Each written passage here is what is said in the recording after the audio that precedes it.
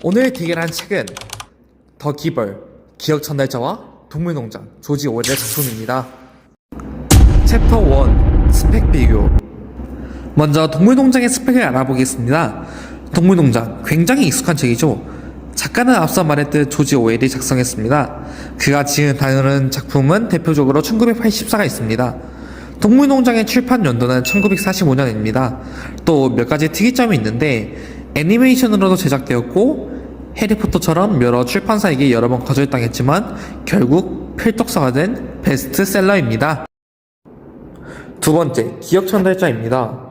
기억전달자의 작가는 로이스 로리작으로 1993년도에 출간되었습니다. 그 당시 미래를 상상한 내용으로 지금 읽어도 획기적인 기억전달자의 특별한 점은 글책뿐만 아니라 만화책과 영화로 제작되었다는 점이 있습니다.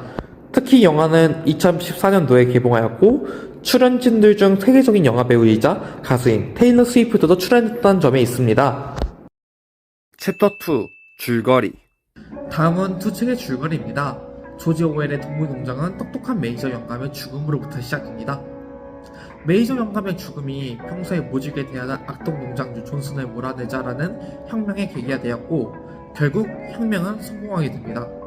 그렇게 혁명이 성공적으로 시행된 후 똑똑한 돼지인 스노볼과 나폴레옹이 농장을 운영하게 됩니다.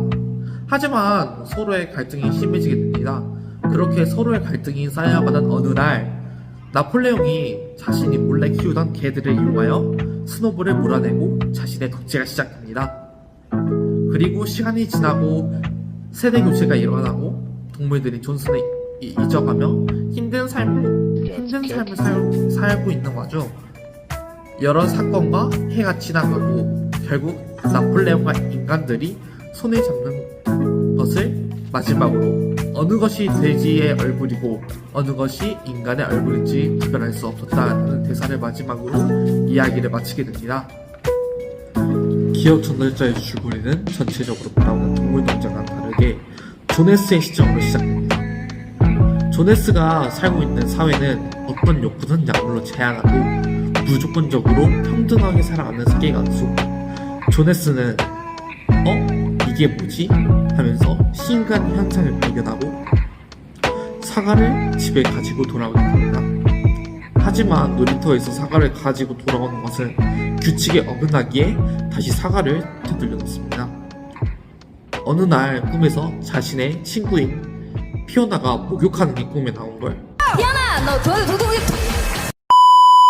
아침에 의식 시간에 아빠에게 말하게 되고 그때부터 조네스는 부모님이 말한 어떤 약을 매일 먹게 됩니다. 그렇게 매일 먹게 돼서 어느새 그 꿈을 꾸지 않게 됐습니다. 12살이 되던 해 사회에서는 자신들과 맞는 직업을 정해주는데 조네스 모두를 모아놓고 직업을 정해주는데 조네스만 빼고 모두가 직업이 선출되게 됩니다. 마지막으로 조네스는 기억 전달자라는 직업을 정해지는데 조네스가 기억 전달자로 선정된 이유 중 가장 큰 이유는 조네스가 보는 어떤 현상 때문입니다. 기억 전달자는 전대 기억 전달자로부터 그 기억을 하는 법을 물려받고 인수인계를 하게 됩니다. 기억 전달자가 하는 일은 사람들이 기억하지 못한 일을 혼자 기억하게 됩니다. 예를 들어 눈썰매나 전쟁 같은 역사를 기억 전달자는 원로원들에게 조언을 해주고 혼자만이 그 고통을 감내하게 됩니다. 다른 사람들은 진통제나 의약물품, 진분의 의약품을 받는데 기억 전달자는 총으로 꿰뚫리는 고통, 그 다음에 발가락이 찌는 아픔, 여러 가지를 혼자 기억하게 됩니다.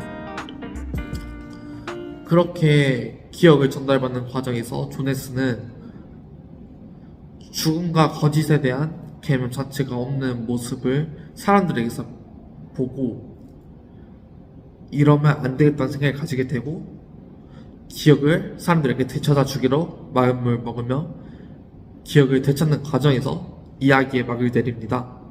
챕터 3 마무리.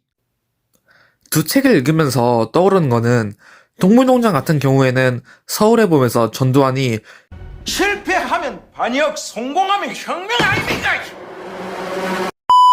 실패하면 반역, 성공하면 혁명 아닙니까? 살짝 부끄럽긴 하지만 아무튼 이 대사가 가장 먼저 떠올랐고요. 기억천날짜는 과연 평등이 항상 옳은 것이라고 받아들일 수 있는가? 라는 의문이 들기도 했습니다. 여기서 빠밤! 대결 주제입니다. 만약 당신이 두 책에서의 엑스트라 1이라면 어떤 삶을 살고 싶으신가요? 동물농장 같은 경우에는 자유와 평등을 위한 부패한 혁명 vs 기억전달자는 욕구와 자유가 없는 무조건적인 평등이라고 요약해봤습니다. 여러분의 의견이나 생각은 댓글에 적어주세요. 저라면은 동물농장에서의 엑스트라가 되고 싶습니다. 그 이유는 둘 다 대가를 치르는 건 마찬가지입니다. 하지만 내가 선택할 수 있는 동물농장과는 다르게 기억전달자는 선택할 수가 없잖아요. 그래서 저는 대가를 치르더라도 제가 선택한 대가를 치르겠습니다.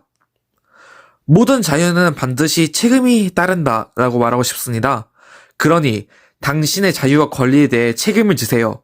를 마지막으로 뮤진이었습니다. 감사합니다.